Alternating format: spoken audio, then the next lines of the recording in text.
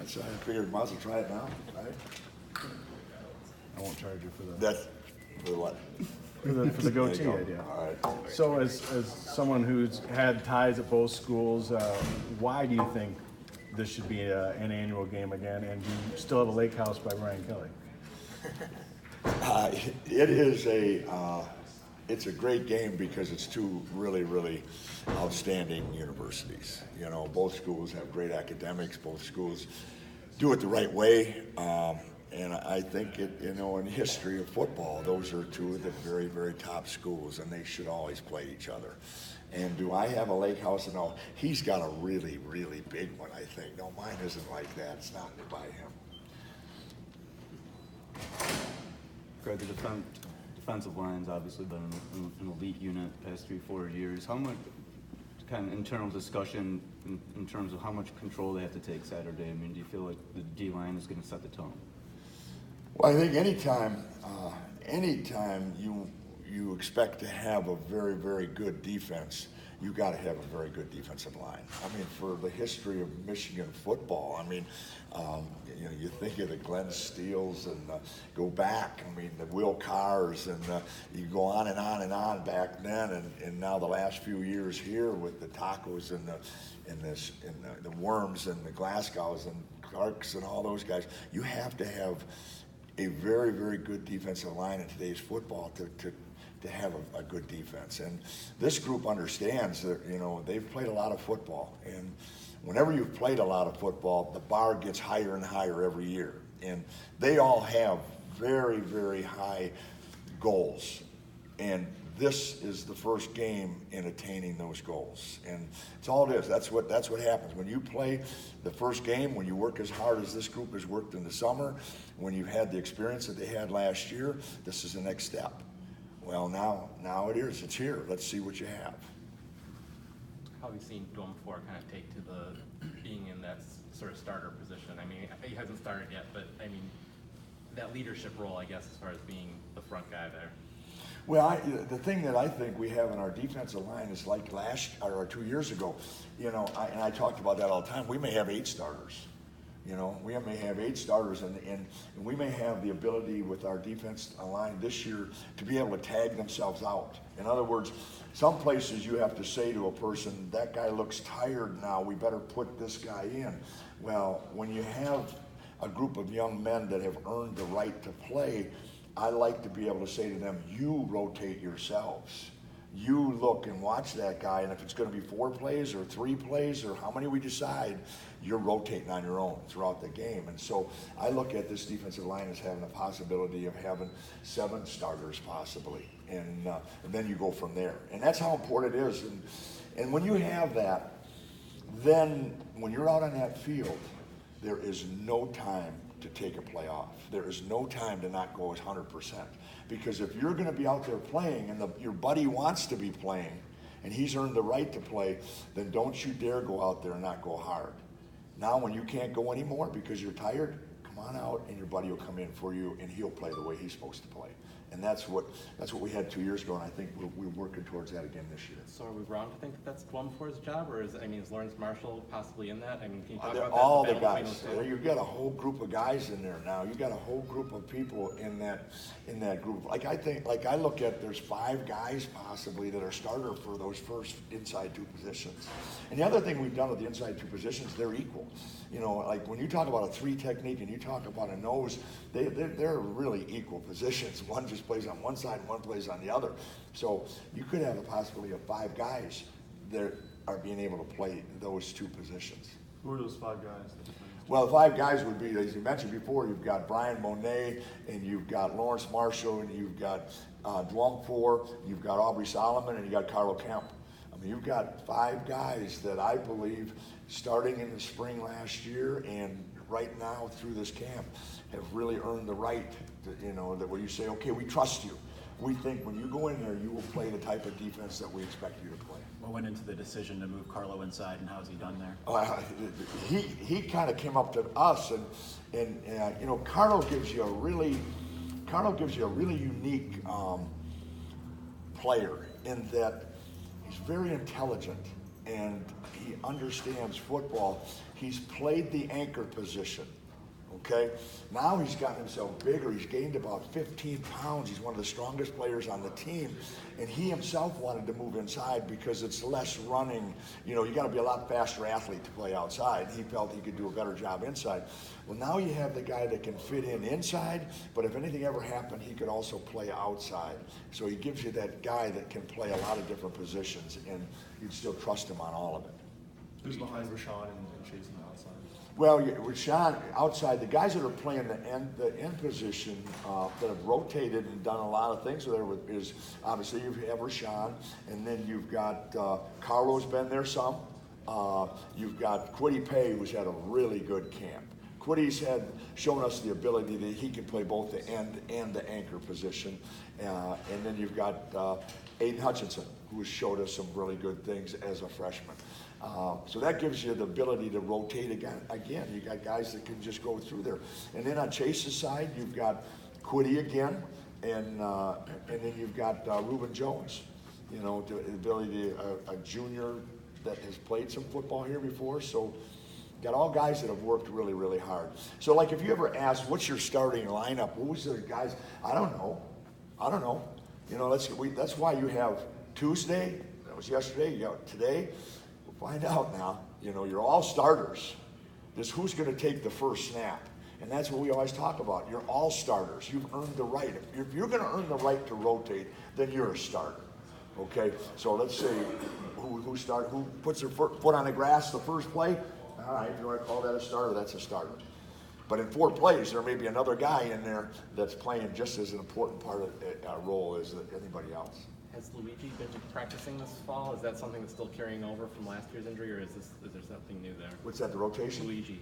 Oh yeah, Luigi's fine. Luigi got a little bump and bruise. You know, he's been out for a little bit. He was doing really, really well, and he got a little bit of a setback. Nothing real serious, but it slowed him up a little bit. When you have the depth and talent you do up front, and also the linebackers in secondary, can you just talk about this defense as a whole and your thoughts days away from it playing? Well, again, yeah, you know, it's a lot of guys that played last year, and Coach Brown's done a great job of getting this defense to be the aggressive type of defense that it is, and like I said, all these guys, there's so many guys back. Now the next step is let's find out. You know, you guys have all done a lot of writing about them. You know, everybody's talked a lot about these guys. The great news is Saturday we'll find out, and Saturday is their turn. Now it's Saturday to find out if they carry the torch for last year's and the year before's and that kind of thing. And they're the next defensive group at Michigan. Let's see where they rank. Greg, what is it about your room that continually seems to have guys that will pass along to the next guy and the next guy? So every year we talk to you, you have the same situation or something similar. What is it about your room that has been going on for several years? Well, I think the players understand that part of the reason they are who they are is because somebody did that for them. You know, I'll still never forget Rashawn Gary coming in and Chris Wormley sitting right next to him. And as I would make corrections, you would see Wormley whispering in his ear. And one time I thought, why is he talking when I'm talking? Well, I'm finding out that Chris Wormley is telling Rashawn or explaining, I guess maybe my language was not what he understood, and he was probably saying, the coach is just trying to tell you you should be doing this. Well, all of a sudden now this year, I see Rashawn Gary, and sitting right next to him is Aiden Hutchinson, and it's exact same thing. And I think when this is all done, you're going to hear Aiden Hutchinson say the guy that helped him more than anything and has brought him along as fast as he has been Rashawn Gary. And you know, that's what makes me so proud of the guys in our room. I mean, we've got some guys in our room that are, I don't know if you find them in a lot of other places' rooms. I don't know. All I know is I'm proud of this group because they want to be as good as they can be, and they want to help everybody. And I think it's probably all stems from the fact that there are 8 or 9 guys that could play. Not like you're a starter and I don't care about the backup. Our guys understand, when you play the type of football we want to play, you can't play the whole game. and be as successful as you want to be. So you better hope there's a guy behind you that can give you that blow and let you go out there and him take over, and then you come back again. And you pass the baton throughout that game. And I think that's why they help each other, because they all know that they're all starters. Greg, how much different does the offensive line look this year compared to maybe last? Well, I'm really impressed with the offensive line. I tell you, and the reason I say that is we've had a very physical camp, and tell you what, they've shown some really good things. I'm excited about our offensive line. Greg, a lot of people on both sides of the ball, and coaches as well. Everybody's talking like a new attitude, kind of different sense of confidence. I think it's evident with a lot of players. But connecting to that, you personally, you've always been a lively guy, always energetic and exciting. Is this year different for you? Is this year's team kind of re-energizing you a little bit? I think every team is different. You know, every team is different. If it doesn't become different, it's time to get out. You know, I love finding out, let's see what this team does, you know, and whenever you have a group of guys, and this starts with Jim, this starts with Coach Harbaugh from the very top, the way he runs things and the way we expect our kids, that when we come in our room right here, this is Michigan, and our kids are different, in my opinion. I think our kids are the ones that you love coaching because they have high character. They want to be great football players. I mean, one of the things we do in our room, we watch any clips, our audio visual department does this for us, any clips of the pro football defensive linemen that are playing right now. And we watch the clips of them in the preseason. And they're cheering when Wormley got a sack the other day.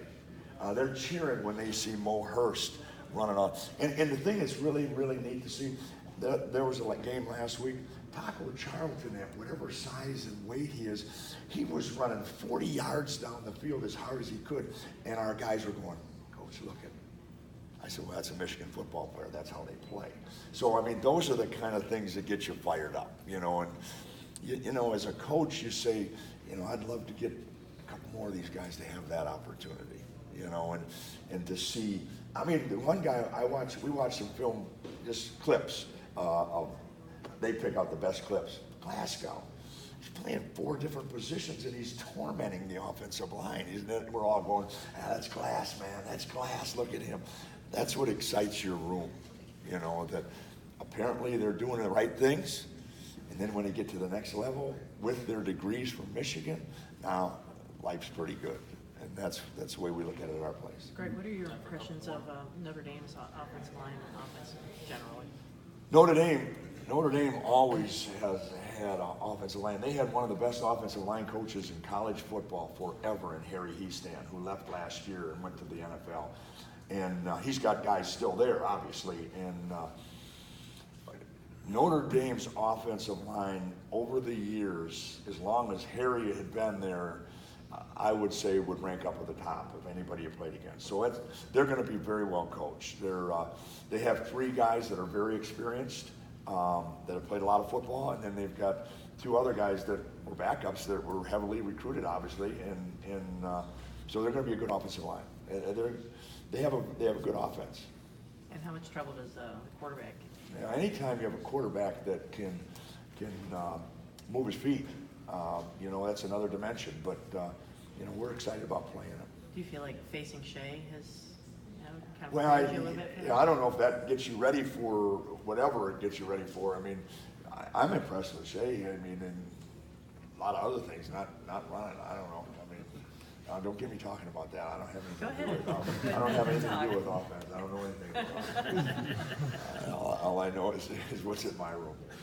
With the rotation, Chase and Rashawn don't strike me as guys who are going to take snaps off, or guys who want to get off the field or give other people a shot. How do you make sure they are sharing a little bit? Yeah, theirs is different. I mean, it all goes by the player, you know. And like, for example, Chase Winovich, he could very easily play every snap of the game in his mind. But then all of a sudden, he just ran 50 yards downfield, and then he came back and maybe ran 30 yards to the side to make a play and all that. I know in the 4th quarter, if he can get a few plays off somewhere in there, he's going to be better in that fourth quarter. You know, same thing. I mean, now different is with Rashad. He's 285 pounds. He's a bigger guy carrying more weight, and he plays so fast. You know, you're going to want to give him a break. You know, and it's not about that moment. It's about the end of the game when you're going to need him. You know, you always want to have something in that tank so that in the fourth quarter you have a chance to play as good as you did in the first and second quarter. There's a lot of speculation. Rashawn's good to go for Saturday, right? Rashawn will be, you watch, you tell me afterwards how Rashawn does, okay? That's all I'll say on that. Anything else? Not your position, but I think Chris Evans the other day said that Devin Bush is the glue of the defense. Do you see that? Well, he's a very, very good leader, very good leader. You know, and he's a smart football player, and anytime a guy has intelligence and is confident enough to talk like Don makes sure his backers do, and then you got a guy that comes from a football family. I mean, yeah, I'm excited about Devin. Really, really excited about him. You obviously went up against Shea in practice. As a D-line coach, what would your scouting report sort of be if you're preparing for a guy like him? If the head football coach would let us hit him as hard as we could every time, we would try to do that. That's what my scouting report would be.